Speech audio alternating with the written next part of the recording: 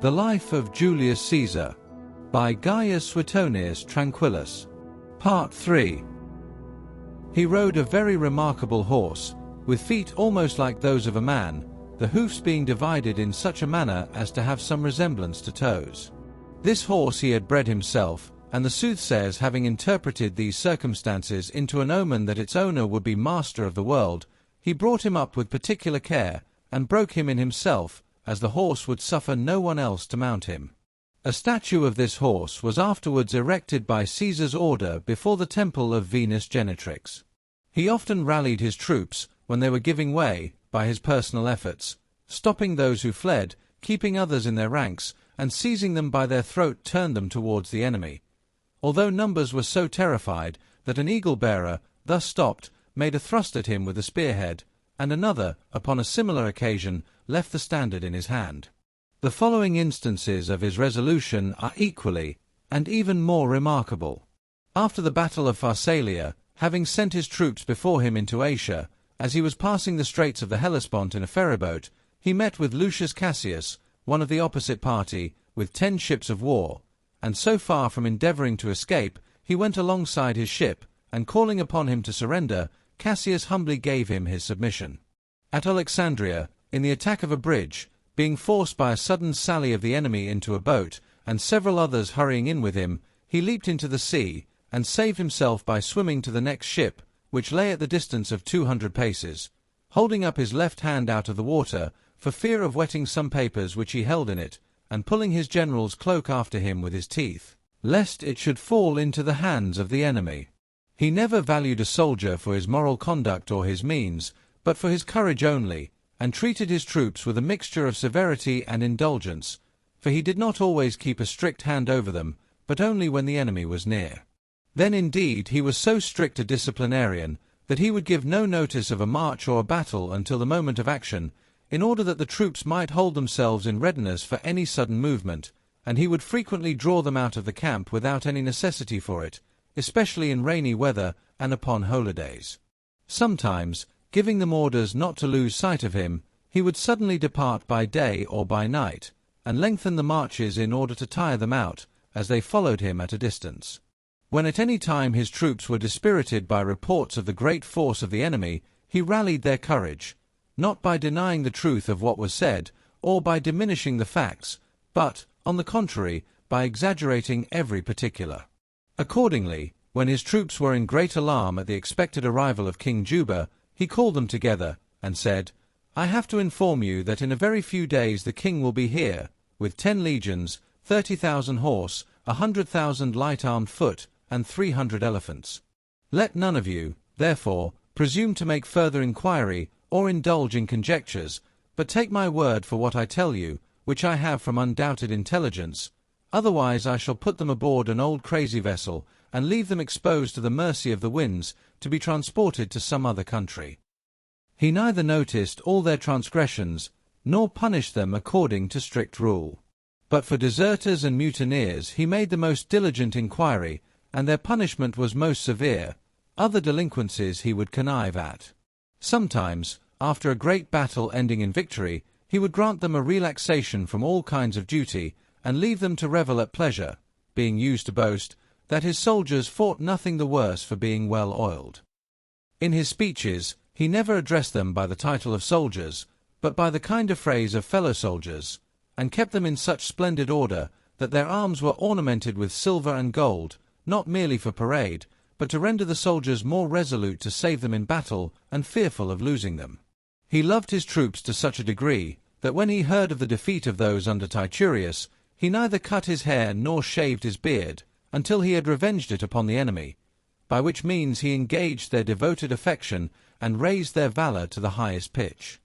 Upon his entering on the civil war, the centurions of every legion offered, each of them, to maintain a horseman at his own expense, and the whole army agreed to serve gratis, without either corn or pay, those amongst them who were rich charging themselves with the maintenance of the poor. No one of them, during the whole course of the war, deserted to the enemy, and many of those who were made prisoners, though they were offered their lives, upon condition of bearing arms against him, refused to accept the terms. They endured want and other hardships, not only when they were besieged themselves, but when they besieged others, to such a degree that Pompey, when blocked up in the neighborhood of Dyrrhachium, upon seeing a sort of bread made of an herb, which they lived upon, said, "I have to do with wild beasts," and ordered it immediately to be taken away, because, if his troops should see it, their spirit might be broken by perceiving the endurance and determined resolution of the enemy. With what bravery they fought, one instance affords sufficient proof,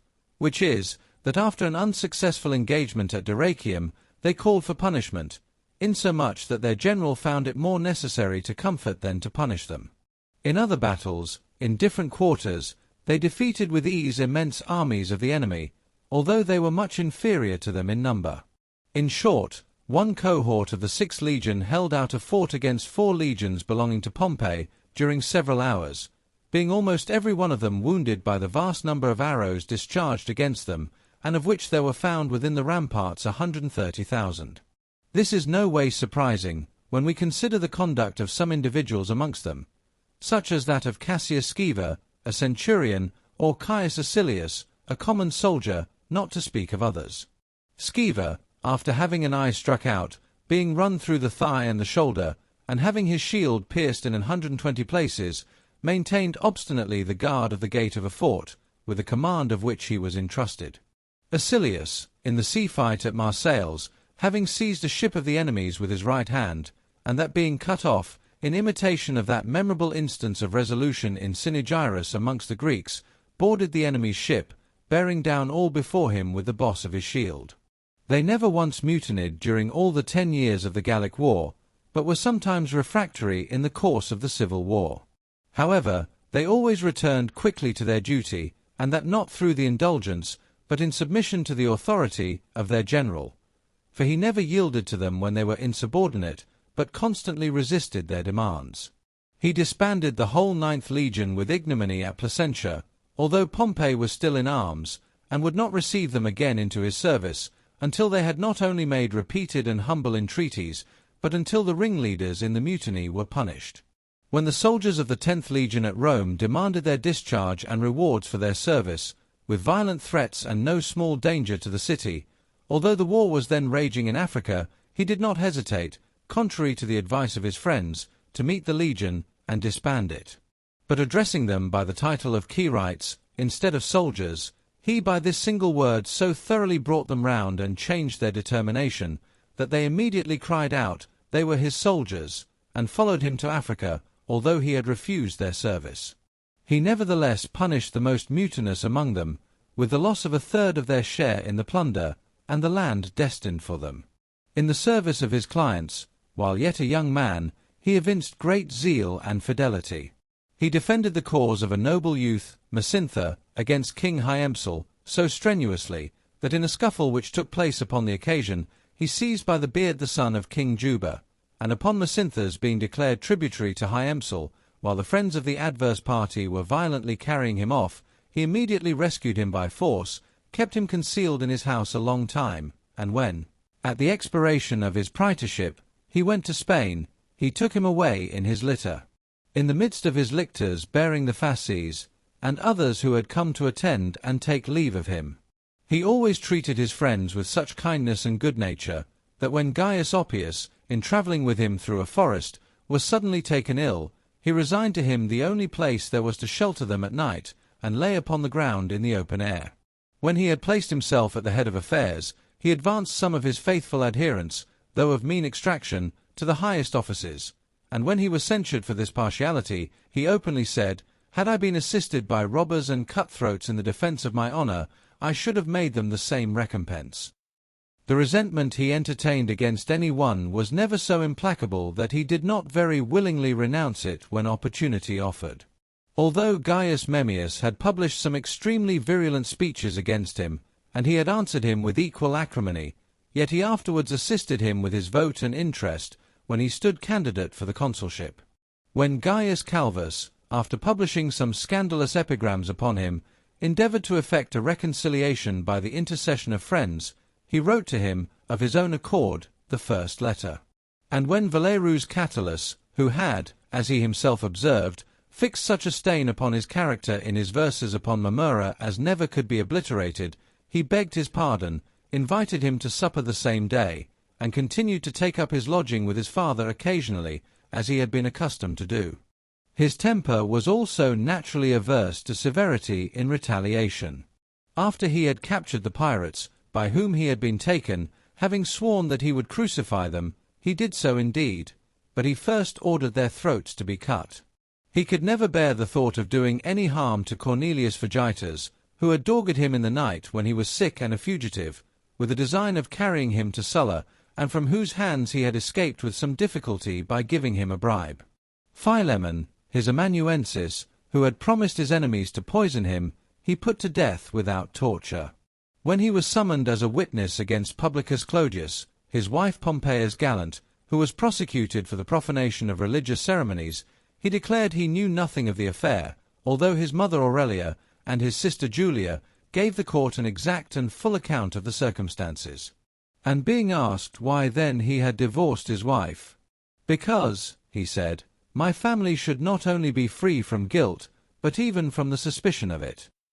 Both in his administration and his conduct towards the vanquished party in the civil war, he showed a wonderful moderation and clemency. For while Pompey declared that he would consider those as enemies who did not take arms in defense of the Republic, he desired it to be understood that he should regard those who remained neuter as his friends. With regard to all those to whom he had, on Pompey's recommendation, given any command in the army, he left them at perfect liberty to go over to him, if they pleased. When some proposals were made at Illyria for a surrender, which gave rise to a free communication between the two camps, and Afranius and Petreius, upon a sudden change of resolution, had put to the sword all Caesar's men who were found in the camp, he scorned to imitate the base treachery which they had practiced against himself.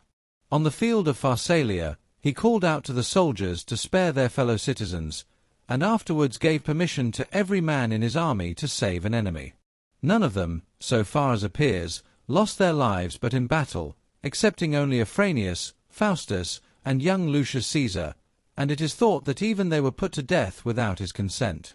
Afranius and Faustus had borne arms against him after obtaining their pardon, and Lucius Caesar had not only in the most cruel manner destroyed with fire and sword his freedmen and slaves, but cut to pieces the wild beasts which he had prepared for the entertainment of the people. And finally, a little before his death, he permitted all whom he had not before pardoned to return into Italy, and to bear offices both civil and military. He even replaced the statues of Sulla and Pompey, which had been thrown down by the populace. And after this, whatever was devised or uttered, he chose rather to check than to punish it. Accordingly, having detected certain conspiracies and nocturnal assemblies, he went no farther than to intimate by a proclamation that he knew of them, and as to those who indulged themselves in the liberty of reflecting severely upon him, he only warned them in a public speech not to persist in their offence. He bore with great moderation a virulent libel written against him by Aulus Caecina, and the abusive lampoons of Pythalos, most highly reflecting on his reputation.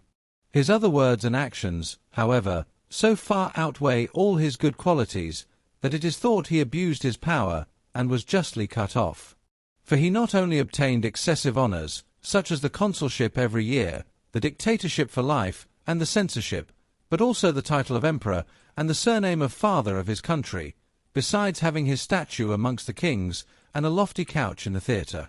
He even suffered some honours to be decreed to him, which were unbefitting the most exalted of mankind, such as a gilded chair of state in the Senate House and on his tribunal, a consecrated chariot, and banners in the Ascension procession, temples, altars, statues among the gods, a bed of state in the temples, a priest, and a college of priests dedicated to himself, like those of Pan, and that one of the months should be called by his name. There were, indeed, no honours which he did not either assume himself, or grant to others, at his will and pleasure. In his third and fourth consulship, he used only the title of the office, being content with the power of dictator, which was conferred upon him with the consulship, and in both years he substituted other consuls in his room during the 3 last months, so that in the intervals he held no assemblies of the people for the election of magistrates, excepting only tribunes and aediles of the people, and appointed officers, under the name of prefects, instead of the praetors, to administer the affairs of the city during his absence. The office of consul having become vacant by the sudden death of one of the consuls the day before the calends of January, the 1st of January, he conferred it on a person who requested it of him for a few hours. Assuming the same license, and regardless of the customs of his country, he appointed magistrates to hold their offices for terms of years. He granted the insignia of the consular dignity to 10 persons of praetorian rank. He admitted into the Senate some men who had been made free of the city, and even natives of Gaul, who were semi-barbarians.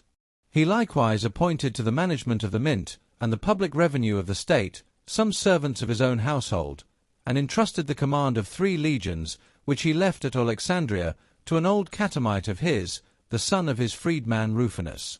He was guilty of the same extravagance in the language he publicly used, as Titus Ampius informs us, according to whom he said, "The Republic is nothing but a name, without substance or reality." Sulla was an ignorant fellow to abdicate the dictatorship. Men ought to consider what is becoming when they talk with me, and look upon what I say as a law. To such a pitch of arrogance did he proceed, that when a soothsayer announced to him the unfavorable omen that the entrails of a victim offered for sacrifice were without a heart, he said, "The entrails will be more favorable when I please, and it ought not to be regarded as a prodigy that a beast should be found wanting a heart." But what brought upon him the greatest odium, and was thought an unpardonable insult, was his receiving the whole body of the conscript fathers sitting before the temple of Venus Genetrix, when they waited upon him with a number of decrees, conferring on him the highest dignities. Some say that, on his attempting to rise, he was held down by Cornelius Balbus; others, that he did not attempt to rise at all, but frowned on Caius Trebatius, who suggested to him that he should stand up to receive the Senate. This behavior appeared the more intolerable in him, because, when one of the tribunes of the people, Pontius Aquila, would not rise up to him, as he passed by the tribune's seat during his triumph, he was so much offended, that he cried out, "Well then, you tribune, Aquila, oust me from the government." And for some days afterwards, he never promised a favor to any person, without this proviso, "If Pontius Aquila will give me leave." To this extraordinary mark of contempt for the Senate, he added another affront still more outrageous.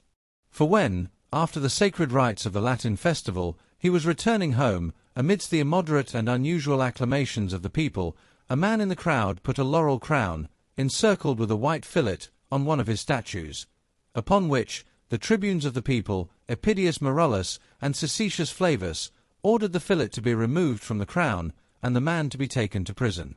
Caesar, being much concerned either that the idea of royalty had been suggested to so little purpose, or, as was said, that he was thus deprived of the merit of refusing it, reprimanded the tribunes very severely, and dismissed them from their office. From that day forward, he was never able to wipe off the scandal of affecting the name of king, although he replied to the populace, when they saluted him by that title, "I am Caesar, and no king." And at the feast of the Lupercalia, when the consul Antony placed a crown upon his head in the rostra several times, he as often put it away, and sent it to the Capitol for Jupiter, the best and the greatest. A report was very current, that he had a design of withdrawing to Alexandria or Ilium, whither he proposed to transfer the imperial power, to drain Italy by new levies, and to leave the government of the city to be administered by his friends. To this report it was added, that in the next meeting of the Senate, Lucius Cotta, one of the 15, would make a motion, that as there was in the Sibylline books a prophecy, that the Parthians would never be subdued but by a king, Caesar should have that title conferred upon him. 80. For this reason the conspirators precipitated the execution of their design, that they might not be obliged to give their assent to the proposal. Instead, therefore, of caballing any longer separately, in small parties, they now united their counsels, the people themselves being dissatisfied with the present state of affairs, both privately and publicly condemning the tyranny under which they lived, and calling on patriots to assert their cause against the usurper. Upon the admission of foreigners into the Senate, a handbill was posted up in these words, "A good deed. Let no one show a new senator the way to the house." These verses were likewise currently repeated. The Gauls he dragged in triumph through the town, Caesar has brought into the Senate house, and changed their plaids for the patrician gown. Gallo Caesar in triumphum ducit, idem incuriam, golli brachas de pursuant, latum clavum sumpserunt. When Quintus Maximus, who had been his deputy in the consulship for the last 3 months, entered the theatre, and the lictor, according to custom, bid the people take notice who was coming, they all cried out, "He is no consul." After the removal of Cececius and Marullus from their office, they were found to have a great many votes at the next election of consuls. Someone wrote under the statue of Lucius Brutus, "Would you were now alive," and under the statue of Caesar himself these lines: "Because he drove from Rome the royal race, Brutus was first made consul in their place. This man, because he put the consuls down, has been rewarded with a royal crown.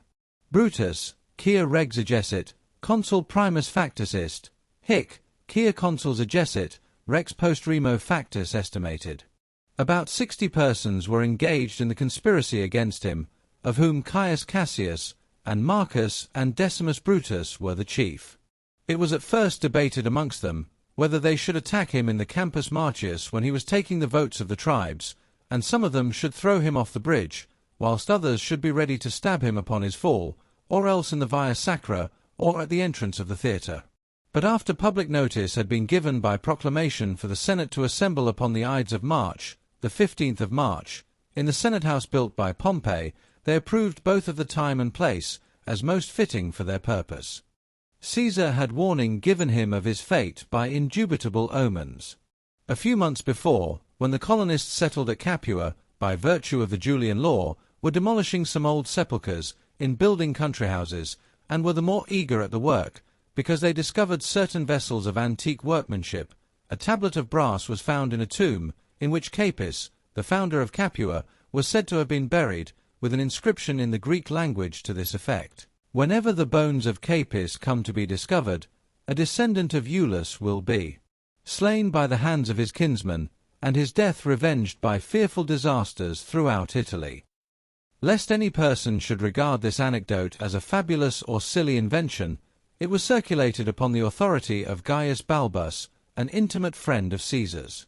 A few days likewise before his death, he was informed that the horses, which, upon his crossing the Rubicon, he had consecrated, and turned loose to graze without a keeper, abstained entirely from eating, and shed floods of tears. The soothsayer Spurina, observing certain ominous appearances in a sacrifice which he was offering, advised him to beware of some danger, which threatened to befall him before the Ides of March were past. The day before the Ides, birds of various kinds from a neighbouring grove, pursuing a wren which flew into Pompey's Senate house, with a sprig of laurel in its beak, tore it in pieces. Also, in the night on which the day of his murder dawned, he dreamt at one time that he was soaring above the clouds, and, at another, that he had joined hands with Jupiter. His wife Calpurnia fancied in her sleep that the pediment of the house was falling down, and her husband stabbed on her bosom, immediately upon which the chamber doors flew open. On account of these omens, as well as his infirm health, he was in some doubt whether he should not remain at home, and defer to some other opportunity the business which he intended to propose to the Senate. But Decimus Brutus advising him not to disappoint the senators, who were numerously assembled, and waited his coming, he was prevailed upon to go, and accordingly set forward about the 5th hour. In his way, some person having thrust into his hand a paper, warning him against the plot, he mixed it with some other documents which he held in his left hand, intending to read it at leisure. Victim after victim was slain, without any favourable appearances in the entrails, but still, disregarding all omens, he entered the Senate house, laughing at Spurina as a false prophet, because the Ides of March were come, without any mischief having befallen him. To which the soothsayer replied, "They are come, indeed, but not past." When he had taken his seat, the conspirators stood round him, under colour of paying their compliments, and immediately Tullius Cimber, who had engaged to commence the assault, advancing nearer than the rest, as if he had some favour to request, Caesar made signs that he should defer his petition to some other time. Tullius immediately seized him by the toga, on both shoulders, at which Caesar, crying out, "Violence is meant," one of the Cassii wounded him a little below the throat. Caesar seized him by the arm, and ran it through with his style, and endeavouring to rush forward was stopped by another wound.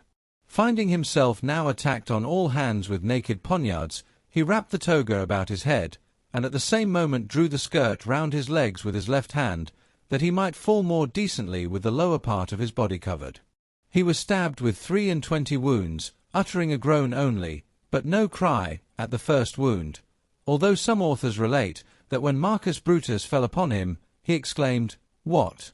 Art thou, too, one of them? Thou, my son?" The whole assembly instantly dispersing, he lay for some time after he expired, until 3 of his slaves laid the body on a litter, and carried it home, with one arm hanging down over the side.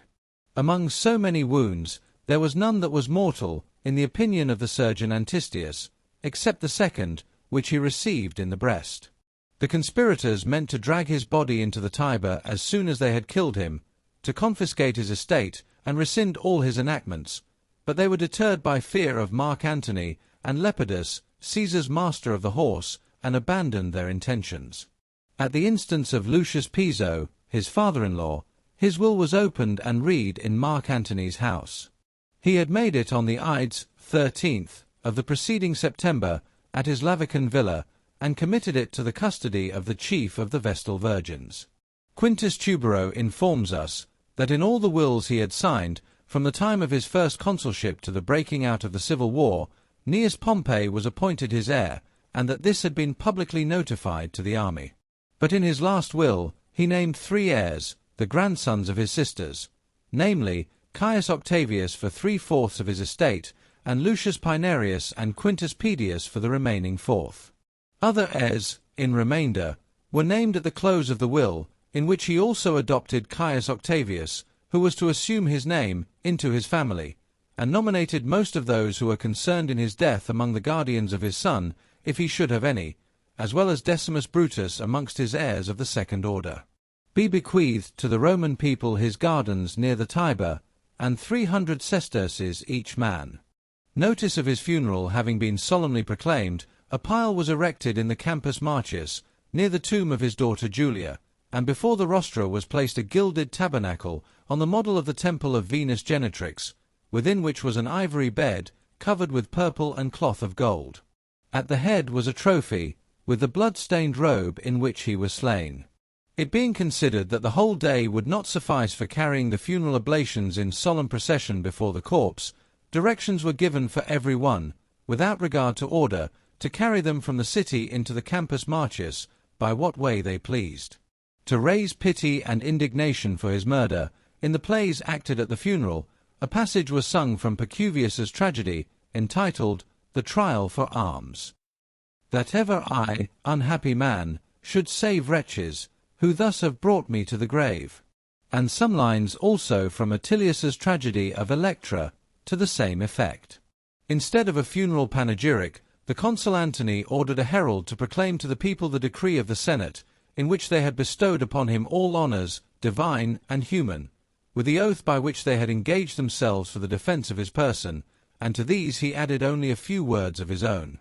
The magistrates and others who had formerly filled the highest offices carried the bier from the rostra into the forum,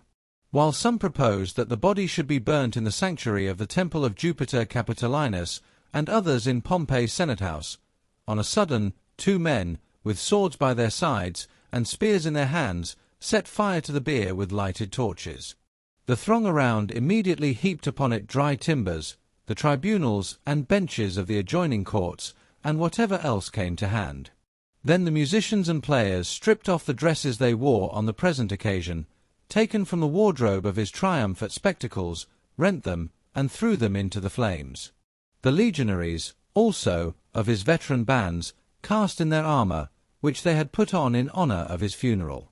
Most of the ladies did the same by their ornaments, with the bulli and mantles of their children. In this public mourning there joined a multitude of foreigners, expressing their sorrow according to the fashion of their respective countries, but especially the Jews, who for several nights together frequented the spot where the body was burnt.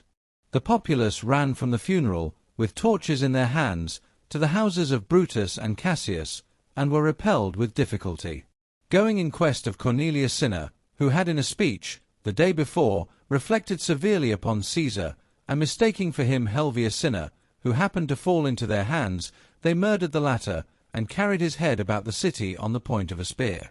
They afterwards erected in the Forum a column of Numidian marble, formed of one stone nearly 20 feet high, and inscribed upon it these words: "To the father of his country." At this column they continued for a long time to offer sacrifices, make vows, and decide controversies, in which they swore by Caesar. Some of Caesar's friends entertained a suspicion that he neither desired nor cared to live any longer on account of his declining health, and for that reason slighted all the omens of religion and the warnings of his friends. Others are of opinion that, thinking himself secure in the late decree of the Senate and their oaths, he dismissed his Spanish guards who attended him with drawn swords. Others again suppose that he chose rather to face at once the dangers which threatened him on all sides than to be forever on the watch against them. Some tell us that he used to say the Commonwealth was more interested in the safety of his person than himself, for that he had for some time been satiated with power and glory, but that the Commonwealth, if anything should befall him, would have no rest, and, involved in another civil war, would be in a worse state than before. This, however, was generally admitted, that his death was in many respects such as he would have chosen. For, upon reading the account delivered by Xenophon, how Cyrus in his last illness gave instructions respecting his funeral, Caesar deprecated a lingering death, and wished that his own might be sudden and speedy. And the day before he died, the conversation at supper, in the house of Marcus Lepidus, turning upon what was the most eligible way of dying, he gave his opinion in favor of a death that is sudden and unexpected. He died in the 56th year of his age, and was ranked amongst the gods, not only by a formal decree, but in the belief of the vulgar. For during the first games which Augustus, his heir, consecrated to his memory, a comet blazed for 7 days together, rising always about 11 o'clock, and it was supposed to be the soul of Caesar, now received into heaven, for which reason, likewise, he is represented on his statue with a star on his brow. The Senate house in which he was slain was ordered to be shut up, and a decree made that the Ides of March should be called parricidal, and the Senate should never more assemble on that day. Scarcely any of those who were accessory to his murder survived him more than 3 years, or died a natural death. They were all condemned by the Senate. Some were taken off by one accident, some by another. Part of them perished at sea, others fell in battle, and some slew themselves with the same poniard with which they had stabbed Caesar.